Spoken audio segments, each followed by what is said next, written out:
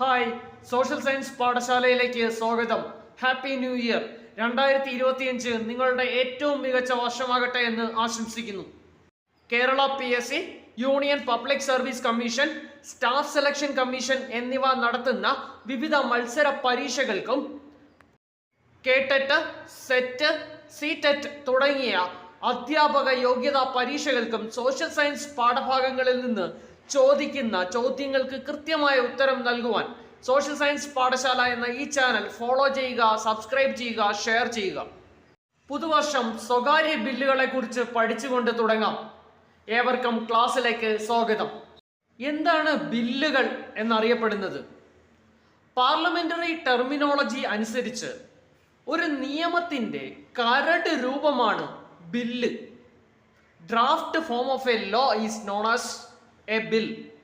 സാധാരണയായി സർക്കാരിന്റെ ഭാഗമായി നിൽക്കുന്ന മന്ത്രിമാരാണ് ബില്ലുകൾ അവതരിപ്പിക്കാറുള്ളത്. ഇവയെ ഗവൺമെന്റ് ബില്ലുകൾ എന്നാണ് വിളിക്കുന്നത്. ഈ ബില്ലുകൾ പാർലമെന്റിന്റെ ഇരുസഭകളും ചർച്ച ചെയ്ത് പാസാക്കി രാഷ്ട്രപതിക്ക് അയക്കുന്നു. രാഷ്ട്രപതിയുടെ ഒപ്പ് ലഭിക്കുന്നതോടുകൂടിയാണ് ഈ ബില്ലുകൾ നിയമമായി മാറുന്നത്. ഇന്ത്യയിലെ പാർലമെന്ററി കീഴ്വഴക്കം അനുസരിച്ച് മന്ത്രി അല്ലാത്ത ഒരു പാർലമെന്റ് അംഗത്തിനും ബില്ലുകൾ അവതരിപ്പിക്കുവാൻ സാധിക്കും. ഇത്തരം ബില്ലുകളെയാണ് പ്രൈവറ്റ് ബില്ലുകൾ അഥവാ സ്വകാര്യ ബില്ലുകൾ എന്ന് വിളിക്കുന്നത്.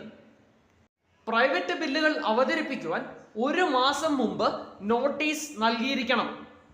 ഗവൺമെന്റ് ബില്ലുകളുമായി താരതമ്യം ചെയ്യുമ്പോൾ പ്രൈവറ്റ് ബില്ലുകൾ പാസ്സാകാനുള്ള സാധ്യത വളരെ കുറവാണ്. ഇന്ത്യയിൽ കഴിഞ്ഞ 50 വർഷത്തിനിടെ ഒരു സ്വകാര്യ ബില്ല് പോലും പാസ്സായിട്ടില്ല. ഏറ്റവും ഒടുവിൽ പാസ്സായ സ്വകാര്യ bill Supreme Court enlargement of criminal appellate jurisdiction bill of 1968 ആണ്. ഇത് 1970 നിയമമായി. ഇന്ത്യയിൽ ആദ്യം പാസ്സായ സ്വകാര്യ ബില്ല് എന്ന് പറയുന്നത് 1954 മുസ്ലിം വഖഫ് വാലിഡേഷൻ ബില്ലാണ്. ബില്ലുകളുമായി ബന്ധപ്പെട്ട് 3 ആർട്ടിക്കിൾ പ്രധാനപ്പെട്ടതാണ്. അതും കൂടി മനസ്സിലാക്കിയിരിക്കണം. ആദ്യത്തെ ആർട്ടിക്കിൾ 107 ആണ്. പാർലമെന്റിൽ ബില്ലുകൾ അവതരിപ്പിക്കുന്നതും അത് പാസ്സാക്കുന്നതും എങ്ങനെയെന്ന് ആർട്ടിക്കിൾ 107 പറയുന്നു. അടുത്തത് ആർട്ടിക്കിൾ 108 ആണ്. 108 ബില്ലുകൾ പാസ്സാക്കുന്നതിന് പാർലമെന്റിന്റെ സംയുക്ത സമ്മേളനം വിളിക്കുന്നതിനെ കുറിച്ച് പറയുന്നത്.